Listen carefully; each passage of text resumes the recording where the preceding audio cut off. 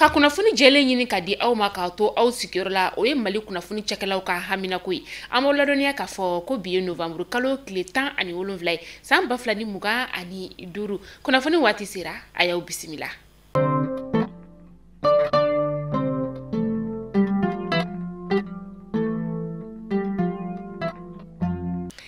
Kunnafoni daminɛla bi kabi novembre kalo tile 15 an ka fintigilakaw kɔni kelen do ka wuli ni ka u jɔ fɛn min ye Sikaso mara ale ye min dugu min bɛ ni ale bɛ wele ko Doniena ka taa se Dadumabugu o ma Tabakɔrɔ ale ni Kuruwa an ka fintigilakaw kɔni kelen do ka wulili ni ka o jɔ Luluni dugu kɔni o kɔnɔna la ka sababu kɛ Banbaganciwale tigilamaw kɔni kelen do ka maaw ni siri ni ka o da u kunna hali n'o y'a sɔrɔ bɔlɔlɔ sira kanna la u kelen do ka jajugu kɔni ni ka o bila ka yira k'a fɔ k'u kelen do ka Luluni dugu ni ka o kɔni minɛ k'a yira bɛɛ lajɛlen k'a fɔ ko kuma in kɔni tɛ tiɲɛ kuma ye u b'a to n'an ka fintigilakaw kɔni tɛmɛna kuma min na u bɛna ni ka u ka jajugu kɔni ni ka olu ta k'u carin bɔlɔlɔ siraw olu kanna la an ka fintigilakaw bɛ baara la sanga a n'a ka wagati ka se ka dankari Banbaganciwale tigilamaw olu la.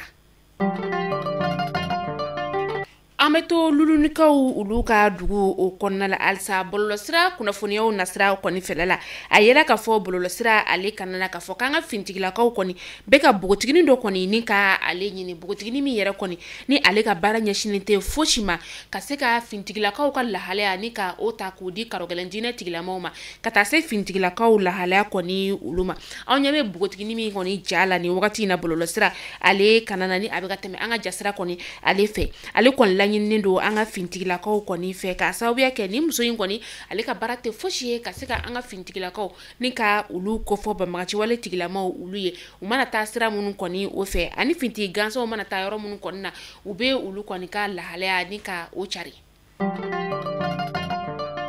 Bolomafɛnbolilaw ka sendikaw ka ɲɛma ka taga se an ka jamana marabaw kɔni bolonɔbila sɛbɛn ni ka o kɛ dɔgɔkun laban in kɔni na bolonɔbila sɛbɛn min yɛrɛ kɔni bɛ tali kɛ fɛn min ye bolomafɛnbolila minnu bɛ taa taji ta bolomafɛnbolilaw ka taa se u ka parantiw ma minnu kɔni joginna bolomafɛnboli kɔni ale senfɛ karogɛlɛn diinɛ tigilamaw ka binganiwale kɔni sira o fɛ ka taa se minnu ye chauffeur ye ale n'u ka parantiw kɔni olu minnu kɔni tanyana an ka jamana kɔni bɛ na i jɔ ni olu ka denbayaw ye ka tila tuguni ka u don INPS la ani ka u don AMO kɔni o fɛnɛ na fɛn min ye bolomafɛnbolilaw ka sendikaw ka ɲɛmaa ye ni o ye Isaka Jagite ale kɔni y'a yira k'a fɔ nin baara in kɔni bolonɔbila sɛbɛn kɔni kɛra la lakoloni kɔni o kɛra an ka jamana marabaw olu kɔni fɛ nin kɛra nisɔndiyaba ye bolomafɛnbolilaw olu kɔni fɛ k'a sababuya kɛ u kɔni bɛna jɔyɔrɔ ni ka o sɔrɔ.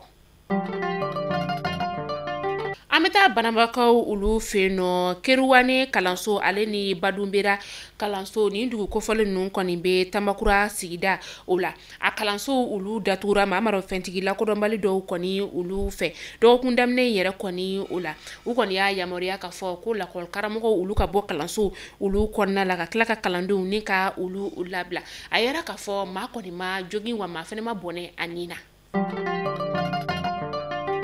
An bɛ taa Menakakaw olu fɛ yen nɔ Fatumata Amadu ni ale si bɛ t'i jɔ san 18 na lakɔlidenw do cɛmancɛ kalanso o la a bɛ kilasi 10 yɛrɛ kɔni o la ale su de kɔni o yera fɛn min ye novembre kalo tile 14 san 2025 ka kalanso yɛrɛ kɔni o kɔnɔna la a yera k'a fɔ ko ni bogotigini yɛrɛ kɔni ɲamaya de taara ka ale sɛgɛrɛ ka sɔrɔ ka tila ka a bɔnɛ a nin na fintigilakaw olu ye sɛgɛsɛgɛli kɔni baaraw ni ka olu dayɛlɛ walasa ka se ka yelen sigi ni waleya jugu in ale kɔni kan an b'aw ladɔnniya k'a fɔ ko Fatumata Amadu yɛrɛ kɔni ale kɔni bangena san 2007 san o de la.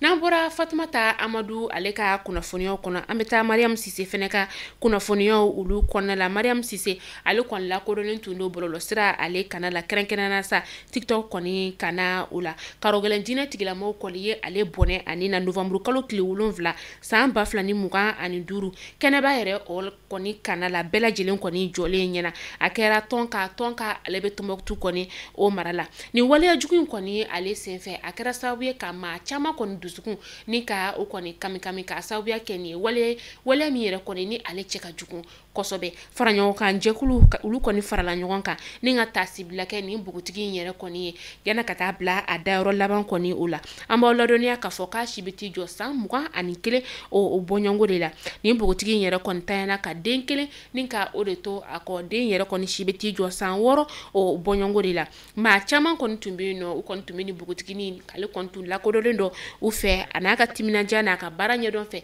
a ka baara kɔni tun ɲɛsinin bɛ bɔlɔlɔsira kan na o la an ka finitigilakaw olu dɛmɛni kɔni o ma o de kɔni ma kɛ karogɛlɛn dinɛ tigilamaw olu fɛ ko ye u ye ni bugutigi ni ka abɔne ani na an bɛ dugawu kɛ ala ka baara dali nɔgɔyaw ye ala k'an ka jamana ka kisi ni ɲɔgɔnna wɛrɛ ma banbagaci wale tigilama minnu bɛ ka nin waleya jugu in kɔni ta ni ka maaw ni ka olu sɛgɛrɛ kɛrɛnkɛrɛnna musolakaw an b'a yir'u la k'a fɔ ko nin ye waleya min ni a cɛ ka jugu kosɛbɛ. An bɛ taa kɔkan kibaru la an bɛ taa Côte d'Ivoire ka jamana o kɔnɔna la Côte d'Ivoire jamana ɲɛmaa ni o ye Alassane Dramane Ouattara ye u ka jamana ɲɛmaa kalafili min kɔni ni ale kɛra octobre kalo tile 25 san 2025 n'ale kɛra jamana ɲɛmaa ye kokura Côte d'Ivoire jamana ale kɔnɔna la a bɔra a ka jamana kɔnɔ ni ka i kunda Faransi jamana kɔni o kan n'o kɛra novembre kalo tile 14 san 2025 n'a bɛna taa waati kɔni ka o kɛ Faransi jamana ale kɔnɔna la a kɔni taara ni a ka gouvernement maa caman ye ka taa se a ka olu kɔni fɛnɛ ma Alassane Dramane Ouattara ale kɔni kan ka sigi fanga kɔni kunna kokura décembre kalo natɔ in kɔni na san 2025 an bɛ taa bɛnɛkaw olu fɛ yen nɔ bɛnɛ kɔni ale ye yɛlɛma kɔni ni ka o don a ka sariya sun o la sariya sun min yɛrɛ kɔni ni a ko kɛra novembre kalo tile 14 tɛmɛnen kɔni o la fɛn min ye 100 maa 90 olu de kɔni jɛra ni sariya sun ale yɛlɛmali ye sariya sun yɛlɛmali min yɛrɛ kɔni bɛ tali kɛ jamana ɲɛma ale bɛ san 7 ni ka o de kɔni kɛ fanga la n'a ye san 7 kɛ segin tɛ k'a ka fanga ka kokura. An bɛ taa Guinée Bissau kaw olu fɛ yen nɔ u ka jamana ɲɛma ni o ye Umar Sisako Embalo ye ale kan ka segin ka na a ka faba o kɔnɔna la bi tɛnɛndonya in kɔni na min n'a kun talen don munumunu na région kɔnɔnaw olu kɔni na ka sababuya kɛ jamana ɲɛma kalafili kɔni o bolola n'o ka novembre kalo tile 23 ma kɔnɔ san 2025 a yɛrɛ kɔni ye cɛbɔ ye min ni a bɛna i kanbɔ nin y'a siɲɛ 2nan ye. Mali kunnafoni jabarani lajɛbaw ne bɛ dansigi an ka bi kunnafoniyaw la n'ala man ka jɔnya jana aw ni an bɛ ɲɔgɔn sɔrɔ don n'a nataw la kunnafoni kuraw olu kɛnɛ kan jamana ye halisa ala ka basigi ala ko o la n'a kɔnɔ ala ka jamanadenw bɛɛ kan kelen ma.